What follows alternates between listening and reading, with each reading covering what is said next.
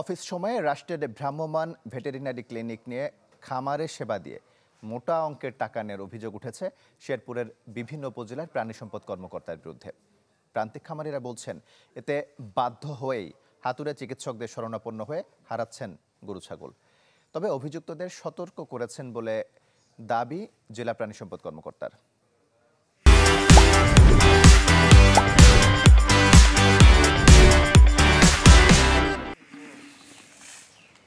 আকলিমা খাতুন শেরপুরের ঝিনাইগাতি উপজেলার প্রান্তিক খামারি।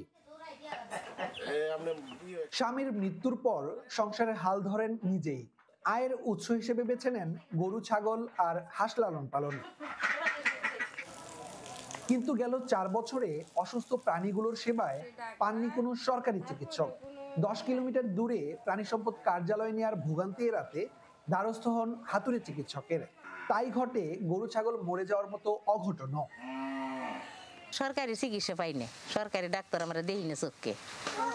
অসুখ বেসুখ হইলে 1.5 মাইল 2 মাইল গুনার হাইটে পোলাপানি ওষুধ আনে। সীমান্তবর্তী এই জেলার অন্যান্য উপজেলার বেশিরভাগ খামারির দশাও আকলিমার মতো। দাবি, তাদের প্রাণীগুলোর সেবার জন্য ভ্রাম্যমাণ ভেটেরিনারি ক্লিনিক থাকলেও সরকারি প্রাণী চিকিৎসকদের খোঁজ নিয়েও নাগাল পান না। যদি কেউ আসেও তাদের ফি দিতে হয় 2000 টাকা।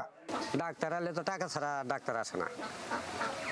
ডাক্তার নিয়ে টাকা দিয়ে আমাকে চিকিৎসা করার লাগে। ফিটা আমাদের বেশি দিতে হয়, 1800, 1500, 2000 টাকার মতো দিতে হয়। যদি গরুর সমস্যা হয় তাহলে আমাদের পল্লী ডাক্তার আছে, এগুলি দিয়ে আমরা চিকিৎসা করাই। বাংলাদেশ ভেটেরিনারি প্র্যাকটিশনার্স অ্যাক্ট 1986 অনুযায়ী প্রাণী চিকিৎসকরা প্রাণীর চিকিৎসায় ফি নিতে পারবেন। কিন্তু অফিস সময়ে রাষ্ট্রের ভ্রাম্যমাণ ভেটেরিনারি ক্লিনিক ব্যবহার করে সরকারি চিকিৎসকের এই ফি নেওয়া কতটা নৈতিক, এমন প্রশ্নের উত্তর দিতে রাজি হননি বেশিরভাগ উপজেলা প্রাণী সম্পদ কর্মকর্তা।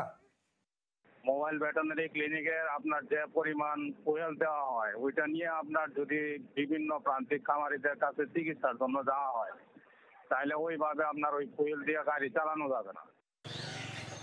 তবে জোরপূর্বক খামারিদের কাছ থেকে টাকা নেওয়ার অভিযোগের প্রেক্ষিতে চিকিৎসকদের সাবধান করেছেন বলে দাবি জেলা প্রাণী সম্পদ কর্মকর্তার। সমন্বয় মিটিংয়ে নির্দেশনা দিয়েছি আমি যে কোনো প্রকার এটা আমাদের সেবা দিতে হবে, কোনো জোর জুলুম বা কোনো সরকারি ফির বা বাইরে কোনো টাকা নেওয়া যাবে না। সীমান্তের প্রান্তিক খামারিদের জন্য দ্রুত সময়ের মধ্যে সেবা সহজলভ্য করার দাবি খাত সংশ্লিষ্টদের। ইমরান হাসান রাব্বি, চ্যানেল 24, শেরপুর।